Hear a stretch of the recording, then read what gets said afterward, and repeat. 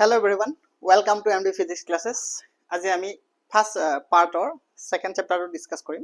তোমালোকৰ সেকেন্ড চ্যাপ্টাৰটো হৈছে স্থিতি বৈদ্যুতিক বিভৱ আৰু ধাৰকত্ব বা ইলেক্ট্ৰোস্ট্যাটিক পটেনশিয়াল এন্ড ক্যাপাসিটেন্স। তো এতিয়া এই চ্যাপ্টাৰটো চোৱাৰ আগতে আমি ওয়াৰ্ক ডান চাব লাগিব, কাৰ্য। ঠিক আছে, আমি জানো যে কাৰ্য মানে কি?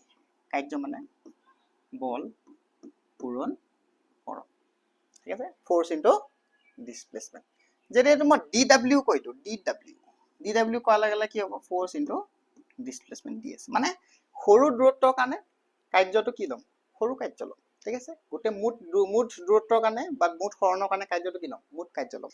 আৰু যদি দূৰত্বটো আৰু ডেল্টা w যদি ওয়ার্ক ডান উলিয়াবলৈ চাও তেতিয়াহলে ফোর্স ইনটু কি হ'ব? ডেল্টা s হ'ব। তো এতিয়া চোৱা, গোটেইকেইটাই ওয়াৰ্ক ডানৰ ফৰ্মুলা হয়, মনত ৰাখিবা। গোটেইকেইটাই ওয়াৰ্ক ডানৰ ফৰ্মুলা হয়। w টোৱে মুঠ কাৰ্য বুজাই আছে, DW টোৱে সৰু কাৰ্য মানে বহুত কম হৰণৰ কাৰণে কাৰ্য বুজাই আছে, আৰু ডেল্টা w টোৱে অকমান মানে ডেল্টা ds তকৈ অকমান ডাঙৰ দূৰত্বৰ কাৰণে দূৰত্ব বা হৰণৰ কাৰণে কাৰ্য বুজাই আছে। ঠিক আছে, এটা বেছি ডিফাৰেন্স নাই, অকমান আইডিয়াটো লৈ ল'বা। ঠিক আছে, এনেকৈ লিখলেও শুদ্ধ, এনেকৈ লিখলেও শুদ্ধ, এনেকৈ লিখলেও শুদ্ধ। বহুতে কনফিউজ কৰে, এটো কাৰণে মই কথাটো কৈ দিছো। এতিয়া চোৱা, DW যদি দিয়া থাকে তেতিয়াহলে আমি মুঠ কাৰ্য কেনেকৈ উলিয়াম?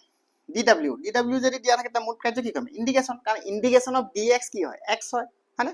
ইন্ডিকেশন অফ dx মানে কি? আমি জানো ফৰ্মুলাটো x। ঠিক আছে, মই ইয়াৰ গোটে ফৰ্মুলাবিলাক মিলাই এটা ভিডিও বনাম। ঠিক আছে, সোনকালে বনাম, তোমালোকে সেইটো চাই ল'বা। এতিয়া মই জাস্ট ফৰ্মুলাটো ইউজ কৰিছো, ইন্ডিকেশন অফ dx মানে কি? x।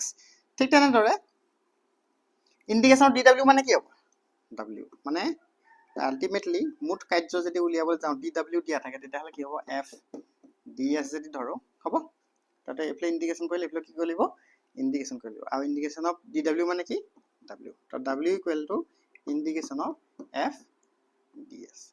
তো কেতিয়াবা কাৰ্যৰ ফৰ্মুলা তুমি এনেকেও পাবা, তো এনেকে পালেও শুদ্ধ। এইকেইটা গোটেইকেইটা মেথডে শুদ্ধ, মনত ৰাখিবা। তো যেহেতু এইটো ফৰ্মুলা আমি পালো, তো এই ফৰ্মুলাটো আমি ইউজ কৰিম এতিয়া। ইয়াত কেনেকৈ ইউজ কৰোঁ চাই লওঁ। এতিয়া ইয়াত কি কৈছে তোমাৰ, যে চাৰ্জ এটা যদি আমি এজেগাৰ পৰা আন জেগালৈ নিওঁ, হয়নে? চাৰ্জ এটা যদি এজেগাৰ পৰা আন জেগালৈ, তেতিয়া তাৰ কাৰণে সম্পন্ন হোৱা কাৰ্য আমি উলিয়াব লাগে। আধান এটা ধৰিলে, আধান মানে চাৰ্জ মানে আধান হয়। ঠিক আছে, p ৰ পৰা q দূৰত্বলৈ যদি মই আধান এটা নিওঁ তেতিয়া কাৰ্য কি হ'ব? তেতিয়াহ'লে মই যিটো এটা ফৰ্মুলা শিকিলো, সেই ফৰ্মুলাটোৰ পৰা কি কৰিম? w equal to indication of এই যদি দূৰত্বটো মই dr লওঁ তেতিয়া কি হ'ব? Force into dr। আৰু চাৰ্জটো মই ক'ৰ পৰা ক'লৈ লৈছো? p ৰ পৰা q লে। সেইটো কাৰণে মই লিমিট বহাব পাওঁ কি? p ৰ পৰা q লে। হ'ব, এইটোকে কি বুলি কয়?